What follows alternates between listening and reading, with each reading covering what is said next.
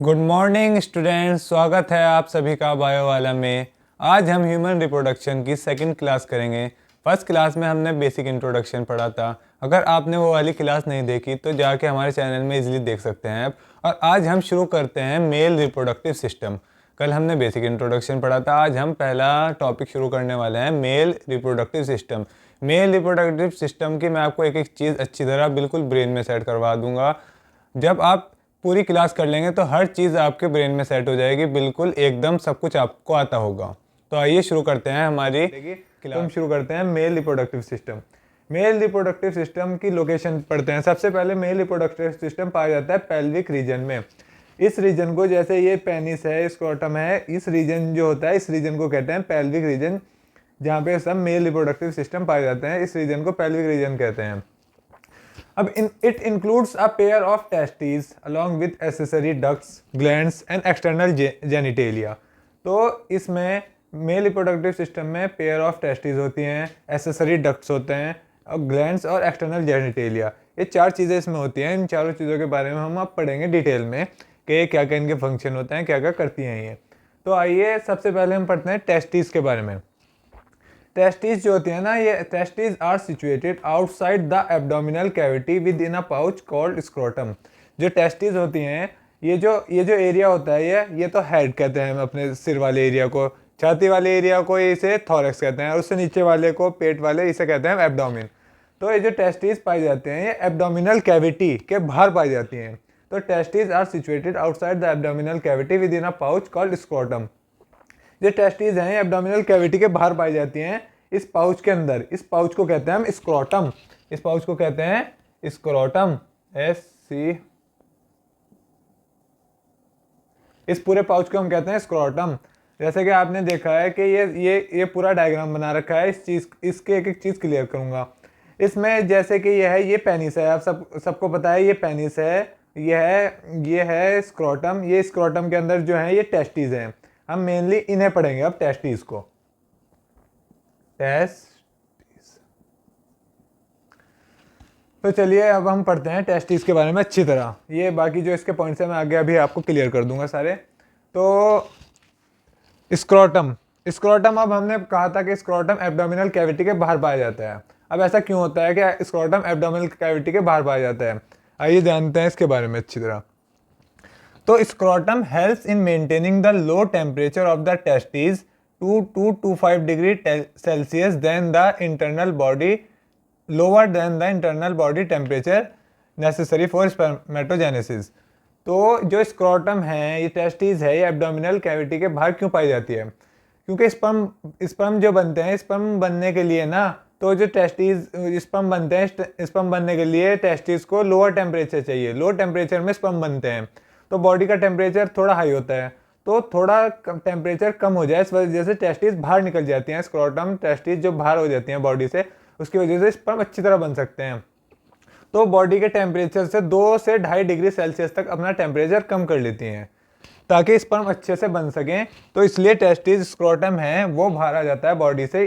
ये उसका रीजन होता है कि बाहर क्यों आता है स्क्रोटम, क्योंकि वो बाहर आके टेम्परेचर कम करता है बॉडी से, और जो कि स्पर्म बनने में हेल्प करते हैं, नेसेसरी फॉर स्पर्मेटोजेनेसिस। अब जैसे टेस्टिस आपने देखिए, टेस्टिस की शेप होती है ओवल शेप का होता है टेस्टिस की जो लंबाई होती है, लेंथ में लंबाई होती है टेस्टिस की 4 to 5 सेंटीमीटर, और जो चौड़ाई विद होती है टेस्टिस की होती है 2 to 3 सेंटीमीटर। तो ये होते हैं shape Oval, length 4 to 5 centimetre, with 2 to 3 centimetre. अब हम पढ़ते हैं टेस्टिस के अंदर क्या होता है। टेस्टिस जैसे कि पढ़ा है हमने, टेस्टिस है primary sex organ, primary sexual organ है टेस्टिस। सबसे ज़्यादा मेन काम टेस्टिस का है हमारे उसमें। ये ईच टेस्टिस है 250 कंपार्टमेंट्स कॉल्ड टेस्टिकुलर लोब्यूल। हर टेस्टिस के अंदर 200 से 250 कमरे होते हैं, जिन्हें हम कहते हैं टेस्टिकुलर लोब्यूल। हर टेस्टिस, आदमी के अंदर एक पेयर ऑफ टेस्टिस होती हैं, 2 टेस्टिस होती हैं, तो हर टेस्टिस के अंदर 250 कंपार्टमेंट होते हैं।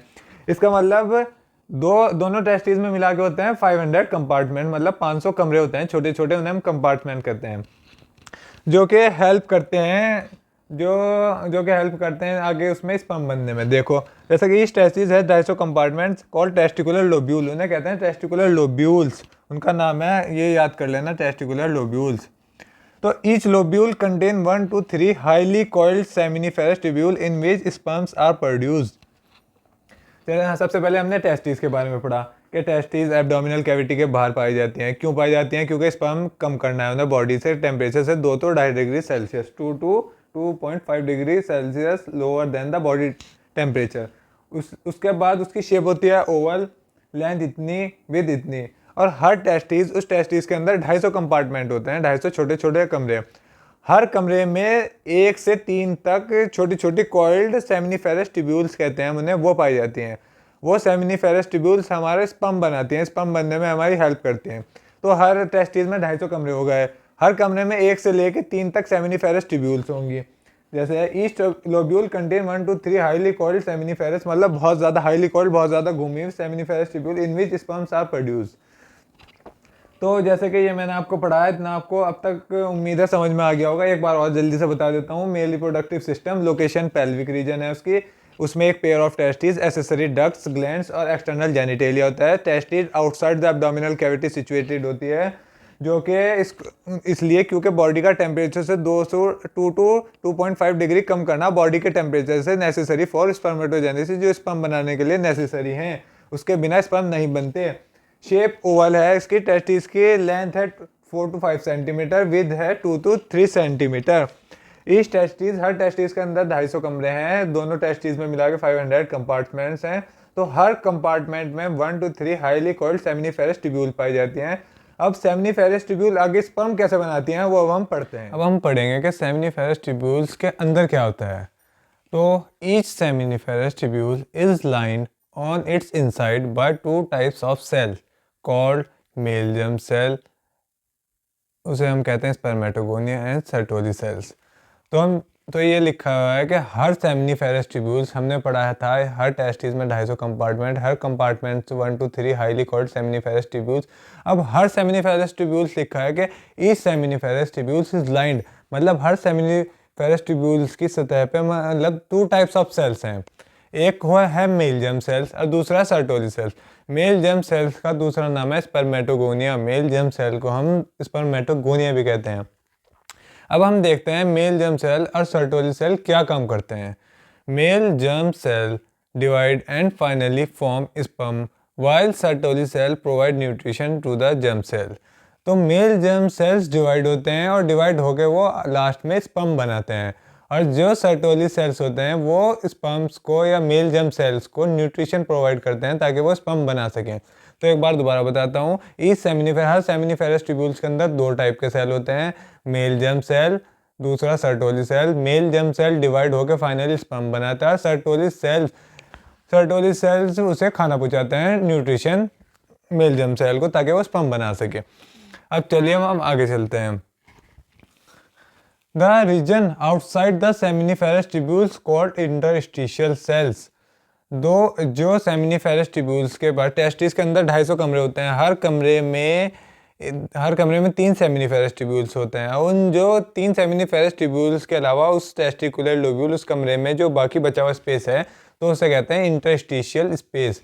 तो यहाँ उसी के बारे में बता रहे हैं। The region outside the seminiferous tubules called interstitial space contain small blood vessels, छोटी छोटी ब्लड वेसल्स होती हैं उसमें, एंड इंटरस्टिशियल सेल्स और लेडिक सेल्स। जो उस स्पेस के अंदर, इंटरस्टिशियल स्पेस के अंदर सेल्स होते हैं उसे कहते हैं लेडिक सेल्स और इंटरस्टिशियल सेल। ये दोनों एक ही नाम है, एक ही उसके सेल्स के अलग अलग नाम है। तो लेडिक सेल या इंटरस्टिशियल सेल कुछ भी कहो, जो ये काम करते हैं, Leydig cell secrete and synthesize a testicular hormone. एक टेस्टिस से जो मेन हार्मोन बनता है, जो मेल में मेन हार्मोन बनता है, वो ये इंटरस्टिशियल सेल और लेडिक सेल ये बनाते हैं, जिस हार्मोन का नाम होता है एंड्रोजन। तो मेन हार्मोन होता है मेल का, जिसका नाम होता है एंड्रोजन। तो यहाँ तक देखिए, मैं आपको दोबारा बताता हूँ जल्दी से। हर सेमिनिफेरस ट्यूब्यूल्स के अंदर 2 टाइप के सेल्स होते हैं, पहला मेल जर्म सेल, दूसरा Sertoli cell. Male germ cell divide होकर स्पर्म बनाता है, सर्टोली सेल्स उसका नरिशमेंट करता है, मतलब न्यूट्रिशन देता है मेल जर्म सेल को ताकि वो स्पर्म बना सके। दूसरा रीजन होता है जो आउटसाइड सेमिनिफेरस ट्यूब्यूल्स के बाहर का रीजन होता है, उसे हम इंटरस्टिशियल स्पेस कहते हैं। उसमें इंटरस्टिशियल सेल और लेडिक सेल्स कुछ भी कहो पाए जाते हैं, और उसमें छोटी छोटी ब्लड वेसल्स भी होती हैं। जो इंटरस्टिशियल स्पेस होता है उसके अंदर जो इंटरस्टिशियल सेल्स और लेडिक सेल्स होते हैं वो एक हार्मोन बनाते हैं मेल के अंदर, जो मेन हार्मोन होता है मेल का, उस हार्मोन को कहते हैं हम एंड्रोजन। देखिए मैं डायग्राम के जरिए से भी आपको समझाता हूँ। जैसे टेस्टिस है, टेस्टिस के अंदर ये 250 कमरे हैं, 250 या 200 टू 250 कितने भी हो सकते हैं कि इसके आसपास हैं। इन्हें कहते हैं टेस्टिकुलर लोब्यूल्स। 250 कमरों को बहुत सारे हैं इसलिए लोब्यूल्स कहते हैं। अब हम एक कमरे को जूम करके यहाँ बना रहे हैं, इस एक कमरे का नाम है टेस्टिकुलर लोब्यूल। अब हम देख रहे हैं इस एक कमरे में क्या क्या चीज़ें पाई जाती हैं। इस एक कमरे में पाया जाता है सेमिनिफेरस ट्यूब्यूल्स, ब्लड वेसल्स और इंटरस्टिशियल सेल्स। ये जो सेमिनिफेरस ट्यूब्यूल्स, इसके बाहर का इलाका खाली है, इसे कहते हैं इंटरस्टिशियल स्पेस। और इस इंटरस्टिशियल स्पेस में जो सेल्स होते हैं, ये गोल गोल सेल्स बन रहे हैं, इन्हें कहते हैं इंटरस्टिशियल सेल्स और लेडिक सेल्स। तो ये टेस्टिकुलर लोब्यूला एक है जिसे हमने यहाँ जूम करके यहाँ बना दिया। अब हम देख रहे हैं जो सेमिनिफेरस ट्यूब्यूल्स है, ये हमने बड़ा यहाँ इसका डायग्राम बनाया है। सेमिनिफेरस ट्यूब्यूल्स के अंदर दो टाइप्स के सेल्स हैं, एक तो एक गोल वाले, एक चौकोर। हमने ये थोड़े समझाने के लिए बना दिया इस हिसाब से, ताकि बच्चों को आराम से समझ में आ जाए आप सभी को। तो ये जो सेमिनिफेरस ट्यूब्यूल्स है, इसमें दो टाइप्स के सेल हैं, एक मेल जर्म सेल, एक सर्टोली सेल्स। तो यहाँ तक आप, उम्मीद है आप सबको इतना समझ में आ गया होगा। अब मैं दोबारा से जल्दी से बता देता हूँ कि हमारे अंदर एक टेस्टिस होती है, हमारे मेल रिप्रोडक्टिव सिस्टम में एक पेयर ऑफ टेस्टिस होती है, एसेसरी डक्ट्स होते हैं, ग्लैंड्स होते हैं और एक्सटर्नल जेनिटेलिया होते हैं। हमने जिसमें से अब तक टेस्टिस पढ़ा है, आगे हम एसेसरी ग्लैंड्स, डक्ट्स और वो एक्सटर्नल जेनिटेलिया पढ़ेंगे। तो हमने टेस्टिस में, देखो हमने टेस्टिस में क्या पढ़ा है, हमने टेस्टिस में पढ़ा है टेस्टिस ओवल शेप की होती है, लंबाई 4 से 5 सेंटीमीटर होती है, चौड़ाई 2 से 3 सेंटीमीटर होती है। और टेस्टिस के अंदर 250 कमरे होते हैं जिसे कहते हैं testicular lobule. Testicular lobule, testicular lobule 250 कमरे के अंदर, एक टेस्टिकुलर लोब्यूल के अंदर होता है 3 सेमिनिफेरस ट्यूब्यूल्स। एक भी हो सकती है, दो भी, तीन भी। 3 होती हैं जो बहुत ज़्यादा घूमे होते हैं, जिन्हें कहते हैं हाईली कॉइल्ड, उन चीज़ों उन्हें कहते हैं सेमिनिफेरस ट्यूब्यूल्स। और जो उस टेस्टिकुलर लोब्यूल के अंदर सेमिनिफेरस ट्यूब्यूल के बाहर वाला सारा इलाका होता है, उसे कहते हैं इंटरस्टिशियल स्पेस। हर इंटरस्टिशियल स्पेस में बहुत सारे सेल्स होते हैं जिन्हें हम इंटरस्टिशियल सेल्स कहते हैं या लेडिक सेल्स भी कहते हैं। और उस स्पेस में थोड़ी सी ब्लड वेसल्स भी होती हैं। तो यहाँ तक हमने आपने पढ़ लिया। और जो इंटरस्टिशियल स्पेस या के अंदर जो सेल्स होते हैं, लेडिक सेल्स, वो सिंथेसाइज और सिक्रीट करते हैं टेस्टिकुलर हार्मोन, जिसे कहते हैं हम एंड्रोजन। तो यहाँ तक आपने जल्दी से पढ़ लिया टेस्टिस, टेस्टिकुलर लोब्यूल, लोब्यूल्स हैं बहुत सारे, टेस्टिकुलर लोब्यूल, ये सेमिनिफेरस ट्यूब्यूल हैं, ब्लड वेसल्स, इंटरस्टिशियल स्पेस, ये पूरा है सेमिनिफेरस ट्यूब्यूल। और हम एक बार और ध्यान से जान लेते हैं, जो टेस्टिस होता है वो प्राइमरी सेक्स ऑर्गन होता है। प्राइमरी मतलब सबसे ज़्यादा ज़रूरी मेल, क्योंकि वो मेन हार्मोन बनाता है एंड्रोजन, जो कि सबसे ज़्यादा, एंड्रोजन सबसे ज़्यादा ज़रूरी है मेल्स में स्पर्म बनाने के लिए।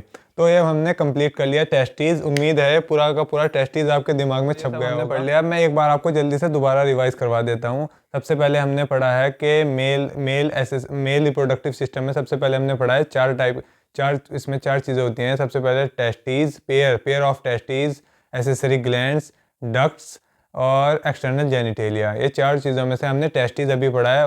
उम्मीद है आपको ये जो हमने टेस्टिस पढ़ा था ये समझ में आ गया होगा। एक बार मैं जल्दी से आपको दोबारा बता देता हूँ। तो जो टेस्टिस है, इसकी लोकेशन है पेल्विक एरिया में। ये पेल्विक एरिया में पाया जाता है। ये जो स्क्रोटम है, स्क्रोटम पाउच है जिसके अंदर टेस्टिस पाए जाते हैं, वो आउटसाइड द एब्डोमिन है। ये एब्डोमिन है, तो एब्डोमिनल जो कैविटी है उसके बाहर पाया जाता है। स्क्रोटम बाहर क्यों निकल जाता है बॉडी से? क्योंकि उसे 2 से 2.5 डिग्री टेम्परेचर कम चाहिए बॉडी से के टेम्परेचर से, ताकि वो स्पर्म बना सके। वो स्पर्मेटोजेनेसिस के लिए नेसेसरी है। उसके बाद हमने पढ़ा है टेस्टिस ओवल शेप की होती है, लंबाई 4 से 5 सेंटीमीटर, चौड़ाई 2 से 3 सेंटीमीटर होती है। ये सब हमने पढ़ लिया। अब हमने पढ़ा है टेस्टिस के अंदर 250 कमरे होते हैं, 250 250 कंपार्टमेंट, जिसे कहते हैं टेस्टिकुलर लोब्यूल्स। हर लोब्यूल में 1 to 3 highly coiled seminiferous tubules होती हैं, जो बहुत ज़्यादा घूमी होती हैं, हाईली कॉइल्ड। और हर सेमिनिफेरस ट्यूब्यूल्स के अंदर 2 टाइप्स के सेल्स होते हैं। एक होता है मेल जर्म सेल्स और दूसरा होता है Sertoli cells. Male germ cell को हम स्पर्मेटोगोनिया भी कहते हैं। तो मेल जर्म सेल डिवाइड होते हैं, डिवाइड होकर वो फाइनली स्पर्म बनाते हैं। और जो सर्टोली सेल्स होते हैं वो उसे न्यूट्रिशन प्रोवाइड करते हैं मेल जर्म सेल को, ताकि वो स्पर्म बना सके अच्छे से। तो यहाँ तक हमने पढ़ा। फिर हमने बताया कि जो रीजन है सेमिनिफेरस ट्यूब्यूल्स के बाहर का, टेस्टिकुलर लोब्यूल होता है, उसके अंदर सेमिनिफेरस ट्यूब्यूल, जो सेमिनिफेरस ट्यूब्यूल्स के बाहर का रीजन है उसे इंटरस्टिशियल स्पेस कहते हैं।